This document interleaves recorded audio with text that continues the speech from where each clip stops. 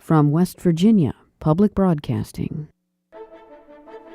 At the Legislature today, time marches on at the state capitol. The chairman of the House Finance and Judiciary Committees explain how legislation is prioritized to make it through the process before midnight Saturday. And a profile tonight of one of the lions of the Senate, Senator John Pat Fanning of McDowell County. And stick around to the end for a stirring performance by these young musicians on the Legislature today.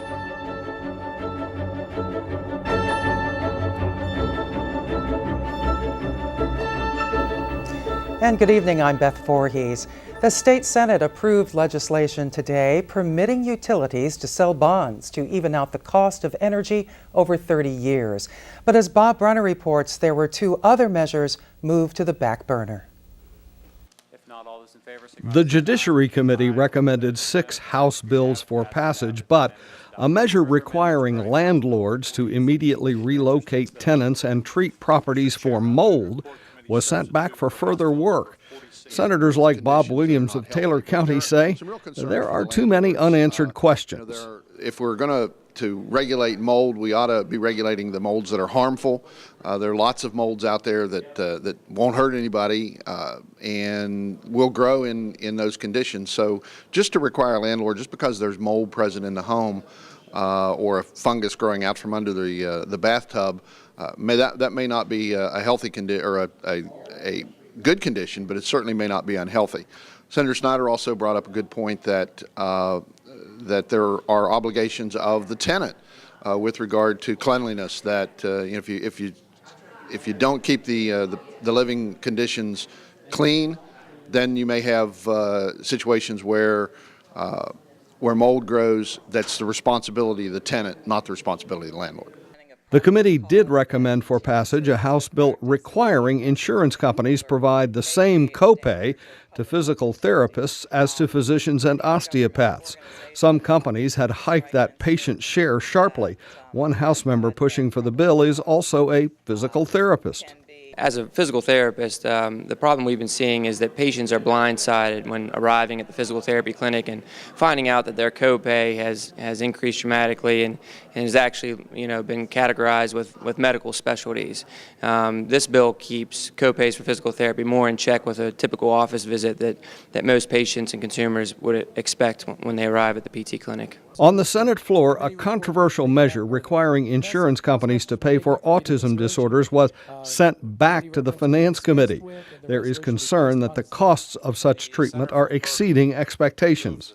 Then the Senate passed 12 bills, including one that permits utilities to sell 30-year bonds to smooth out the spikes in energy costs.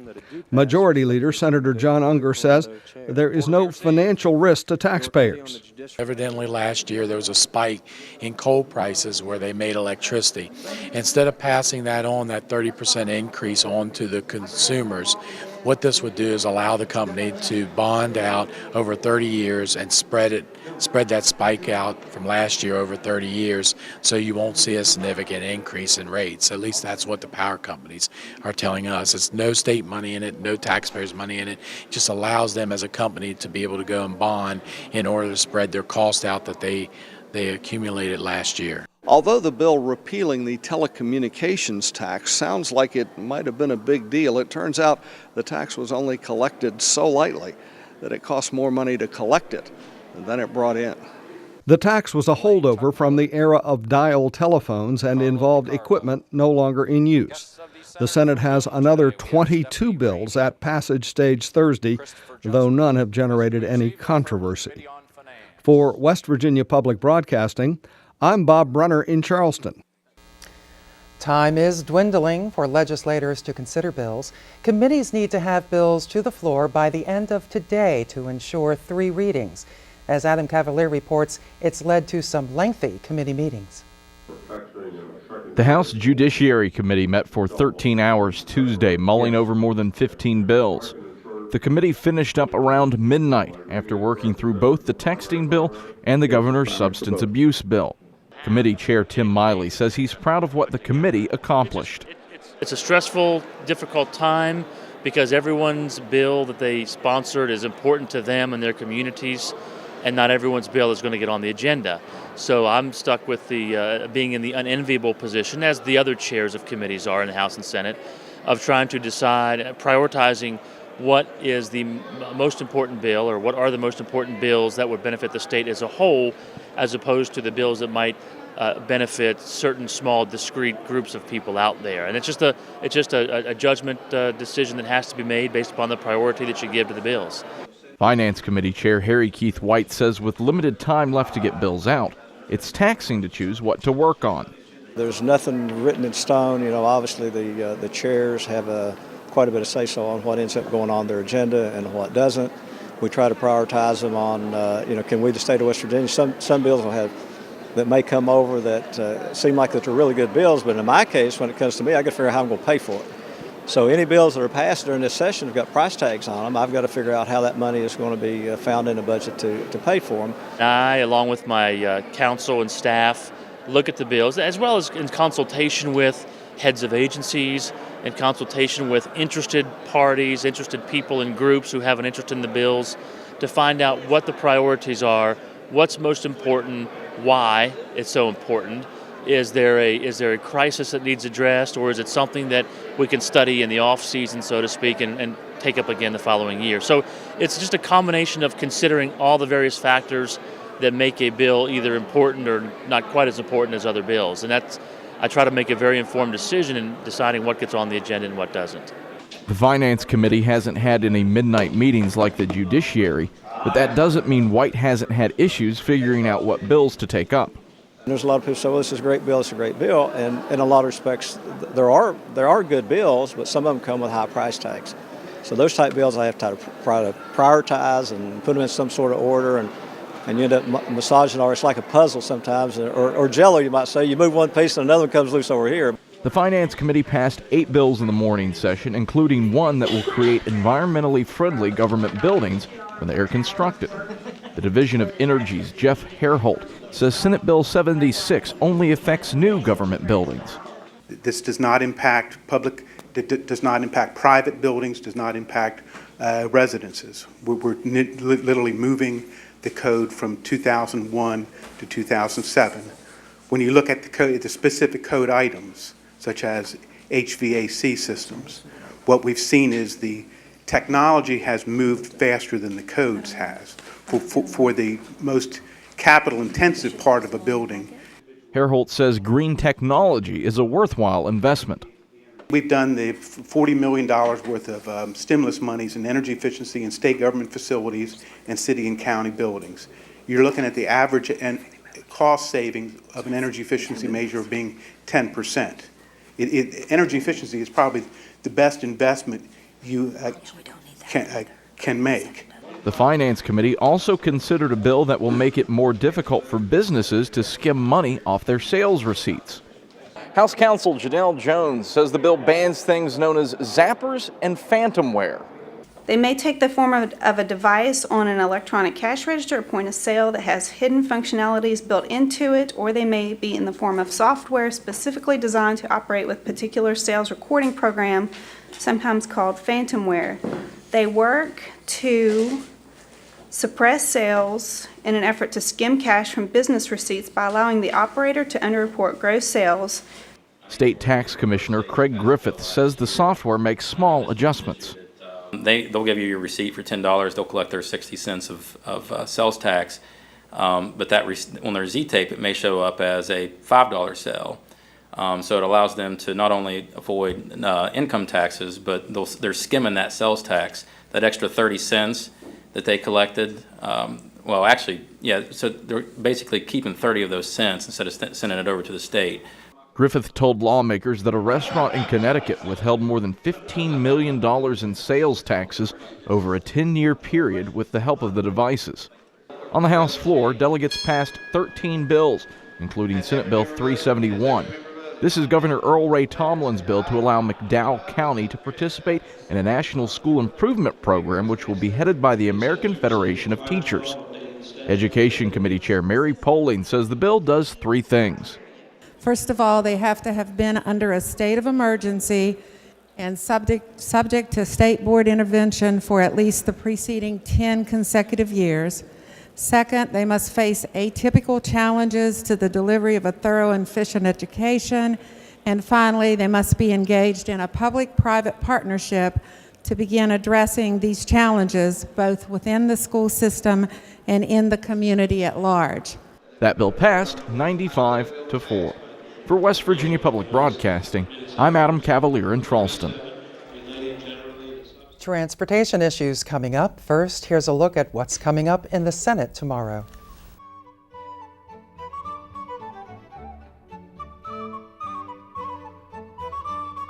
Among the bills up for passage in the Senate tomorrow, House Bill 4130 to create a separate criminal felony offense for the sale or purchase of a child different from the offense contained in the state code relating to adoptions.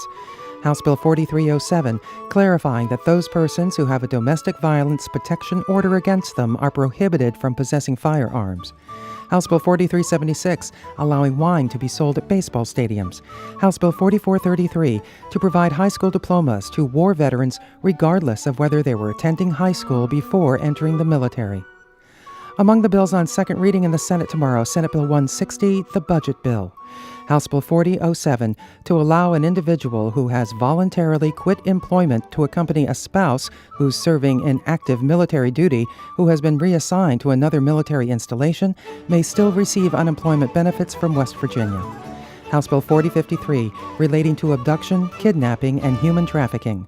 House Bill 4101 to authorize teacher education programs in the state to enter into agreements with county boards to use intensively supervised and mentored teacher and residence programs approved by the state board in lieu of student teaching. House Bill 4257 to allow late voter registration opportunities to individuals covered by the Uniformed and Overseas Citizens Act for a period up to but not to include Election Day. House Bill 4281 to increase the supplemental payment to members of the West Virginia State Police.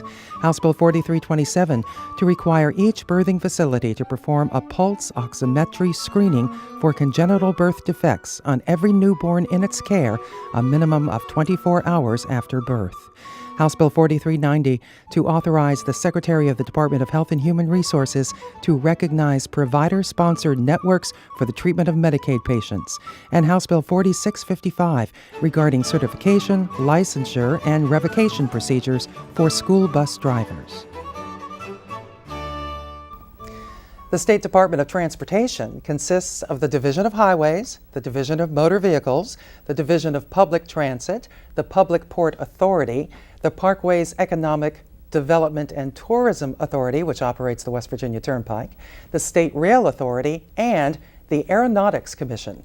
Joining us tonight is Brent Walker, the department's communications director. Welcome, glad you're here. Thank Can you. I ask you first, what is the Aeronautics Commission? Well, it's just that conduit that helps with some of the funding of all of the airports in West Virginia. Right. And there's one more. There's a brand new one called the Office of Administrative Hearings, which oversees now when someone is unfortunate enough to get a DUI, it now, instead of working within the DMV, it now is out to a separate Office of Administrative Hearings. I've seen that bill go through regarding DUIs and the Office of Administrative Right. Hearings. It's a new office. This is where folks who have DUIs against them have to go in order, to get their license back? That's right. That's where the hearings are, and everything is dealt with there. Well, let's talk about roads, because everybody loves to talk about roads. Now, at the beginning of the session, we heard a little bit about perhaps a road bond amendment put on the ballot for the citizens to decide at $1.5 billion to help finish Corridor H, US 35, and all the other road needs that are out there. Right. Where is it? Did we ever get it? Did we ever talk about it? What is the issue here? Well, it started as a concept the day after the governor's State of the State. And we simply threw out the idea of looking at what other states are doing to generate revenues. Our revenues have been stagnant over the last couple of decades, really. Mm-hmm. And so when we looked at what other states are doing, tolling, raising certain fees, gas tax increases, and those kinds of things, we said, let's take a look at a possible road bond amendment. The last one we did was in 1996. It was about $500 million, and it was very helpful in terms of being able to maintain so we were able to just throw that out there. We don't know if it has legs. It was certainly taken up by the Senate, but we suggested a $1.5 billion road bond amendment. With that, as you said, Corridor H to be completed within 8 years, and there were about 17 other projects. So we don't know where it is, but it certainly keeps people talking about the need to preserve and maintain our existing highway facilities. Department of Transportation all over texting while driving? Oh, it's certainly a great safety measure, and we certainly support that. You care if it's a primary offense or a secondary offense? Well, I think if you're serious about wanting to take care of distracted driving, then I think it needs to be. But it's certainly from a safety standpoint. It's, you know, in today's vehicle, there's so many other things to do in the car than put your hands on the wheel and drive. And so it's an important measure from our standpoint. The governor wants to renovate secondary roads, give more attention to secondary roads. What does he mean by this? What does he want to do?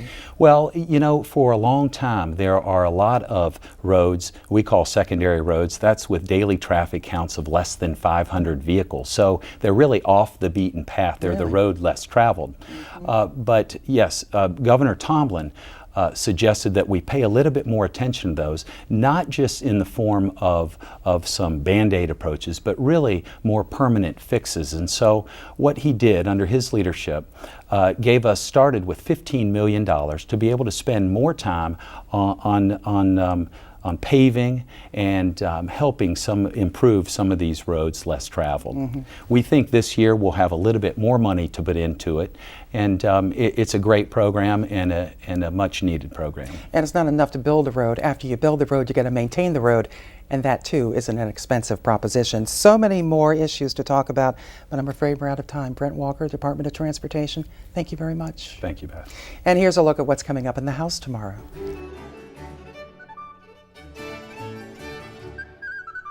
Among the bills up for passage in the House tomorrow, Senate Bill 166, making disarming or attempting to disarm a correctional officer a felony. Senate Bill 331 allows persons not related to crime victims but residing with them to be allowed to speak at sentencing and parole hearings. Senate Bill 337 to amend current law, which limits the Commissioner's ability to collect information pertaining to criminal background checks and fingerprinting for officers and principals of financial institutions to the West Virginia State Police and the Federal Bureau of Investigation. Senate Bill 373 to allow the State Police Academy to charge a fee for advanced training. The proceeds would be used to defray expenses incurred by entry-level training, which is provided free of charge. Senate Bill 436 to encourage collaboration between the public school system and public higher education to promote programs of study and seamless curricula, and to require the State Board to offer adult basic education programs on community and technical college campuses. Senate Bill 418 to expand the number of people eligible to serve on the parole board to those who have at least 5 years of actual experience in the fields of penology, corrections, law enforcement, sociology, law, education, psychology, social work, and medicine. Senate Bill 579 to increase the special reclamation tax on coal from 14.4 cents to 27.9 cents per ton. Senate Bill 646 to require the State Board of Education to examine the issues surrounding proposed changes to the General Educational Development Diploma.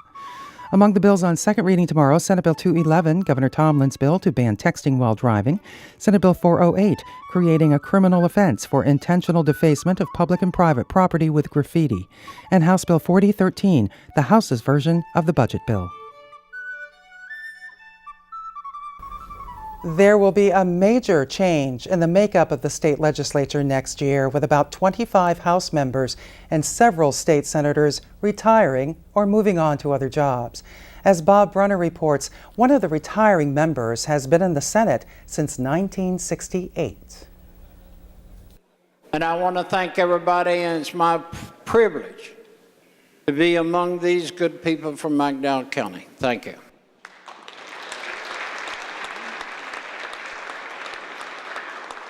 John Pat Fanning was appointed to the Senate after a primary election victory by then-Governor Hewlett Smith. He's served for 32 of the past 44 years, losing elections twice, sitting out for 4 and 8 years respectively. In the 1980s, he was Finance Committee chairman and wielded great power. He reflects on the successes and failures of his decades in the Senate.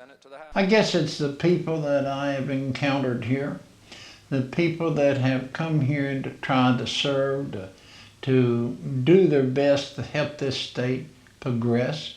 They didn't come here for their own benefit. They came here a purpose. And I've gone through and seen so many and good people. It's sad because they've been a great number of wonderful individuals. Oh, the biggest disappointment is not being able to get the things done that you want to do, and that is to try to get this state moving forward. And you've had people that have, and you've had organizations that stand in the way, and we got to be big enough to look over that.